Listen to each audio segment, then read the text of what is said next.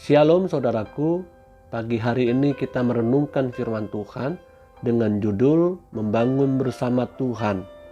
Dengan saya, Fani Paendong.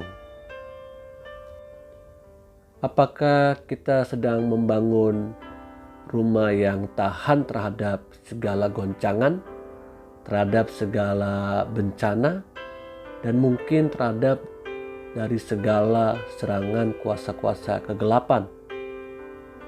Rumah yang kuat nyatanya itu ditentukan dari pondasi yang digunakan, dari dasar yang diletakkan, bukan terletak kekuatannya dari interior yang indah, yang mewah, yang mahal, yang mungkin sulit untuk dapat ditemukan di dalam rumah-rumah yang lain. Tentunya kita semua mau memiliki rumah yang kuat.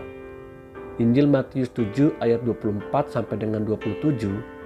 Setiap orang yang mendengar perkataanku ini dan melakukannya, ia sama dengan orang yang bijaksana yang mendirikan rumahnya di atas batu.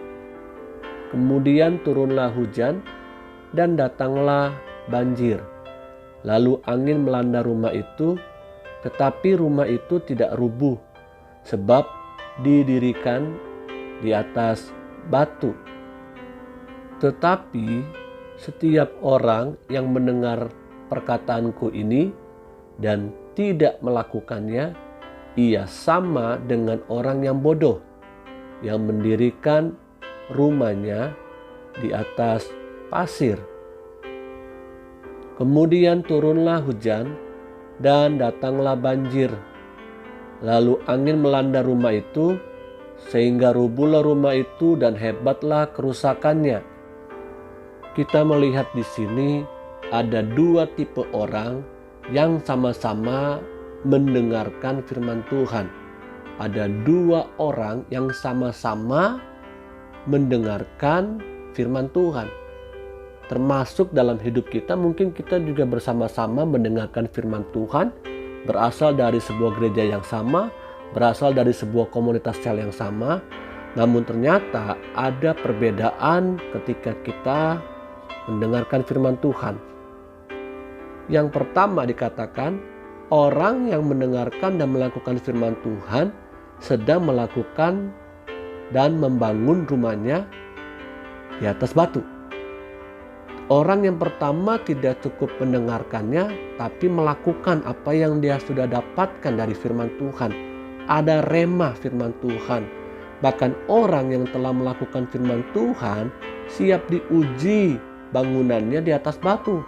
Karena dia tahu, dia percaya bahwa ketika dia sedang melakukan firman Tuhan, dia sedang mengizinkan hasil pekerjaannya itu diuji dengan pergumulan dan masalah hidup mungkin. Dalam Kisah Para Rasul 4 ayat 11 katakan, Yesus adalah batu yang dibuang oleh tukang-tukang bangunan, yaitu kamu sendiri. Namun ia telah menjadi batu penjuru. Orang yang mendengarkan dan melakukan firman Tuhan mendirikan rumahnya di atas batu. Siapa batu itu? Yesuslah sebagai batu penjuru, batu karang yang teguh. Dan orang yang kedua adalah orang yang mendengarkan dan tidak melakukan firman Tuhan, sedang membangun rumahnya di atas pasir. Orang sama-sama bersama dengan kita mungkin mendengarkan firman Tuhan tapi tidak melakukannya. Sehingga apa yang dia sudah dengar itu tidak membuahkan hasil apa-apa. Rumah yang di atas pasir itu adalah gambaran orang yang hanya suka mendengar, bahkan memilih mungkin bagian-bagian firman Tuhan yang hanya dia sukai. Dia mungkin hanya memilah-milah, oh firman Tuhan ini buat saya, oh itu bukan buat saya, oh ini berkat, itu buat saya, oh itu nasihat, oh itu didikan, oh itu teguran, bukan buat saya, tapi mungkin buat suami saya, buat istri saya, buat anak-anak saya, tapi bukan buat saya Pak Pendeta. Orang-orang seperti ini, orang-orang yang sedang membangun rumahnya bukan di atas batu, tapi sedang membangun di atas pasir. Saya berdoa setiap kita yang menyaksikan dan mendengarkan renungan ini, kita sedang mendengarkan firman Tuhan, namun kita mau melakukannya. Supaya apa? Ketika ujian itu datang, cobaan itu datang, rumah itu tetap kokoh berdiri bersama-sama dengan Tuhan. Haleluya. Amin.